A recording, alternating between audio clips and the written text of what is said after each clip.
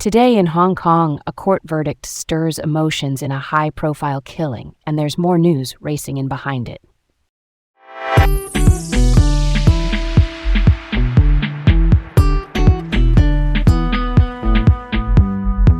I'm Garrett. And I'm Leah. Welcome to Laid Back Local, the news of the day with Leah and Garrett, coming to you from Hong Kong. First up, a verdict at the High Court yesterday in a case many here have followed closely. Nung Kasing, a 29-year-old Hong Konger, was acquitted of murder but found guilty of manslaughter in the death of his girlfriend, Yip Ching, tied to an intense weight loss regimen at their flat in Hung Shui Kiu 4 years ago. Quick legal explainer. Murder requires intent to kill or cause very serious harm. Manslaughter is unlawful killing without that intent. Think fatal outcome without a proven plan to cause death. The jury went 5-2 for acquittal on murder. They accepted that Ning might have caused her death accidentally during that regimen, but still found him responsible for manslaughter. The court will hear mitigation before sentencing. That's where lawyers argue for a lighter penalty based on circumstances, character, or remorse. Honestly, that's a heavy outcome either way.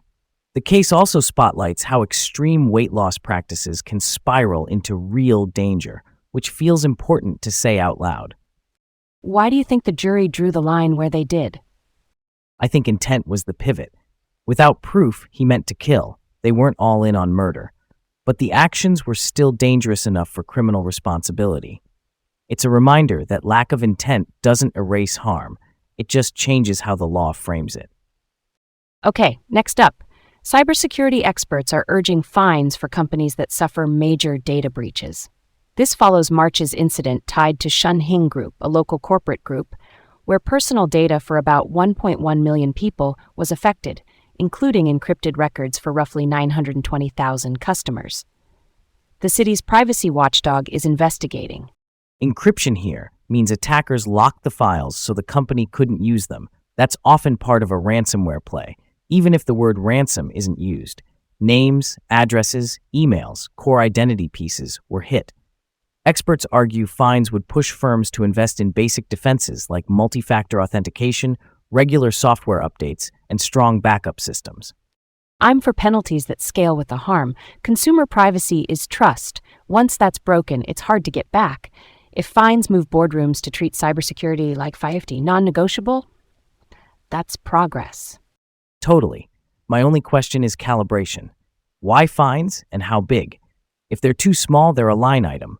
If they're massive without guidance or support for remediation, smaller firms get crushed. I'm down for clear standards plus real teeth for repeat or reckless offenders. Next up, pay rises at the top. Politically appointed officials, ministers, are getting a 1.3% bump starting July 1st, after civil servants got a 2% increase in June. This tracks with advice from an independent commission, a panel set up to review pay and recommend adjustments. Those adjustments are linked to the Consumer Price Index, or CPI, which measures inflation. The reference is Category C households, higher expenditure families that make up about 10% of households. So the idea is to mirror price changes those families feel. The fairness debate is whether that snapshot reflects the broader city experience. Here's my read. If civil servants get 2% and ministers get 1.3%, the optics aren't wild, but timing always matters. With housing and daily costs still tight for many, even modest rises at the top can land awkwardly. Transparency helps. Show the formula, show the data, show the service outcomes tied to it. Real talk. And if we're indexing to inflation, people want to see service quality keep pace too. That connection, pay policy to public outcomes, can calm a lot of noise. Next up, and this one is close to the heart. A 13-year-old girl known as Ching Ching is in critical need of a heart-lung transplant. She has pulmonary hypertension and heart failure, and she's being kept alive on an ECMO machine at Hong Kong Children's Hospital. That's a device that oxygenates blood outside the body to rest the heart and lungs. The hospital authority issued an urgent appeal in early June, and her parents have now written publicly again. She weighs about 25 kilograms, has undergone 5 operations in 8 days, 2 of them more than 12 hours. That's staggering. It underlines how brutal and time-sensitive matching is for heart-lung transplants. Why is it so hard to find a match? Size, tissue compatibility, and timing all have to line up. And heart-lung transplants are among the rarest procedures. That's why steady organ donation registration matters. Building a reliable pipeline saves lives when minutes count. That's something to chew on, huh? Big respect to the medical teams working around the clock and to families facing impossible choices.